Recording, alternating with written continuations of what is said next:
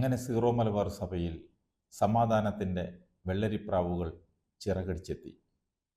ഏകീകൃത കുർബാനയുടെ അഭിപ്രായ വ്യത്യാസങ്ങളെ മറികടന്ന് പഴയൊരു പെസഹ തിരുനാളിൻ്റെ ഓർമ്മയിലും ഒരുമയിലും അൾത്താരകൾ സജീവമായി.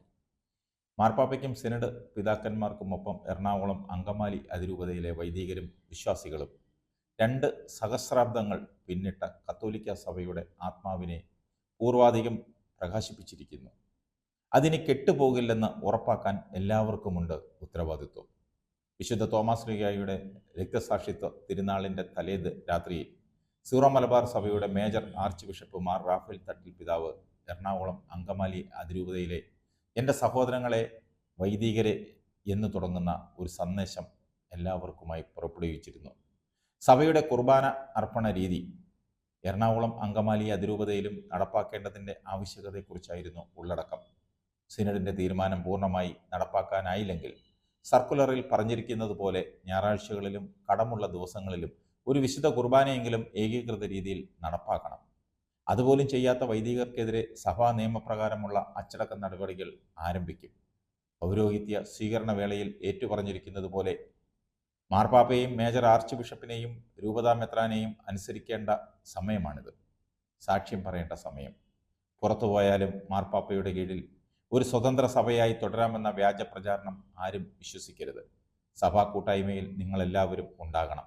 എല്ലാവരുടെയും വികാരങ്ങളെ നെഞ്ചോട് ചോർത്ത് ഒരാളുടെയും മനസ്സിന് മുറിവേൽക്കരുതെന്ന കരുതലോടെയായിരുന്നു മേജർ ആർച്ച് ബിഷപ്പിൻ്റെ ശരീരഭാഷ പോലും.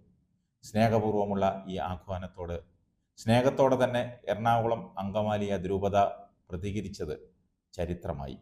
പിളർപ്പിൻ്റെ വിദൂര സാധ്യതകളെപ്പോലും ഇല്ലാതാക്കാനുള്ള സഭയുടെ ശ്രമങ്ങളെ അവർ വിജയിപ്പിച്ചു. ഇതര മതസ്ഥരായ നിരവധി സമാധാനകാംക്ഷികൾക്കും സന്തോഷമേകിയ ദിനമായിരുന്നു ജൂലൈ 3. സംഘർഷം ആഗ്രഹിക്കാത്ത മനുഷ്യരാണ് ലോകത്ത് അധികവും. മാത്രമല്ല, വർഗീയതയുടെയും തീവ്രവാദത്തിൻ്റെയും ഹിംസാത്മകമായ പടയോട്ടങ്ങൾ പടിവാതിൽക്കലെത്തി നിൽക്കുമ്പോൾ പരസ്പരം പൊരുതാനല്ല നമ്മുടെ നിയോഗമെന്ന് ചരിത്രം പഠിപ്പിക്കുന്നുണ്ട്. അൾത്താരയിൽ ഐക്യമില്ലാതെ സഭയിൽ ഐക്യം സാധ്യമല്ലെന്ന ബെനഡിക്ട് 16 മാർപ്പാപ്പയുടെ വാക്കുകൾ തട്ടിൽ പിതാവ് ഓർമ്മിപ്പിച്ചത് സീറോ മലബാർ സഭയിലെ ഓരോ അംഗവും തങ്ങളുടെ ഹൃദയഭിത്തിയിൽ കുറിച്ചിടേണ്ടതാണ്. സമാധാനം എന്നത് യുദ്ധമില്ലാത്ത അവസ്ഥ മാത്രമല്ല, ഇപ്പോഴത്തേത് സ്വസ്ഥതയാണ്. സമാധാനത്തിലേക്ക് ഇനിയുമുണ്ട് സഞ്ചരിക്കാൻ. ജൂലൈ 2 വരെ തെരുവിലും സോഷ്യൽ മീഡിയയിലും ഒക്കെ നടത്തിയ ആക്ഷേപങ്ങൾ ഇനി ആവർത്തിക്കരുത്.